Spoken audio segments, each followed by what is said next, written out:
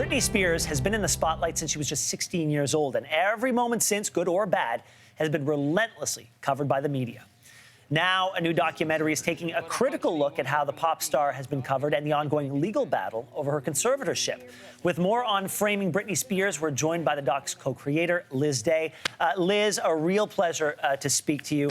I think it's always important when talking about documentaries to understand what the motivation behind those who created it was. So when you decide to embark on this project, what was your goal?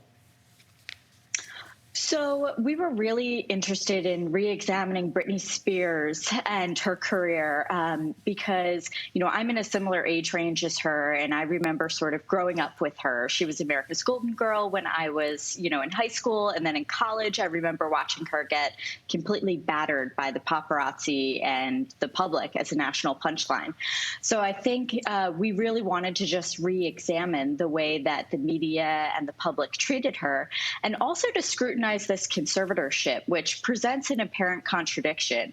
How can someone be both so supposedly at risk and ill that she needs this intense level of legal protection, but at the same time be able to perform at a very high level, making millions of dollars performing in Las Vegas?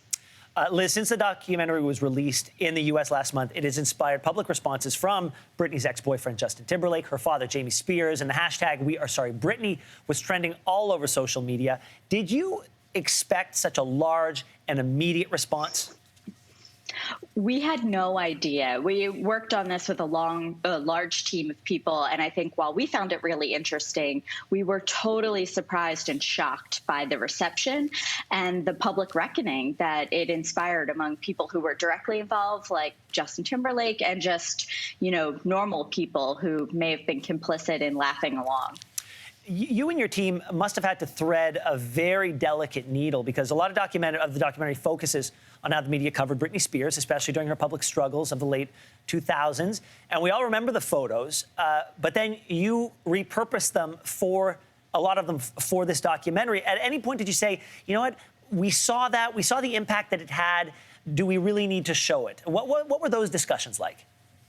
Yeah, we had a lot of hard conversations around walking the delicate line between, revisiting those moments and trying to provide context to them that people may not have known when they judge them a certain way, versus just reusing them for titillation or, in the same way they were used back in 2008 when she was subject to public mockery.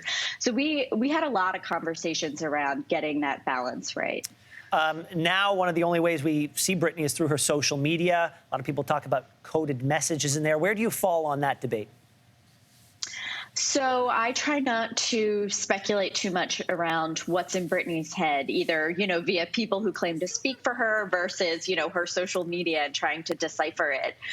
Though I do understand why people look to her Instagram. She rarely gives interviews. Journalists who have gotten interviews with her say, it's often tightly controlled by her handlers. The conservatorship kind of, squirrels her away from the public. So all that people are left with are her Instagram. Liz, I worked in entertainment journalism for the better part of 2 decades, and I learned so much in this documentary. Not just facts about her, but how narratives that I had accepted weren't necessarily true. What was the biggest surprise for you as you made this documentary? I think the biggest surprise to me was how hard she worked back when she really came on the scene and became an instant superstar. I think the misperception at the time was she's just a fluffy pop star. She's a talentless puppet who others control. And I think when we went back and really spoke to people and reported that out, we learned she was much more of an architect of her own success than I think people gave her credit for.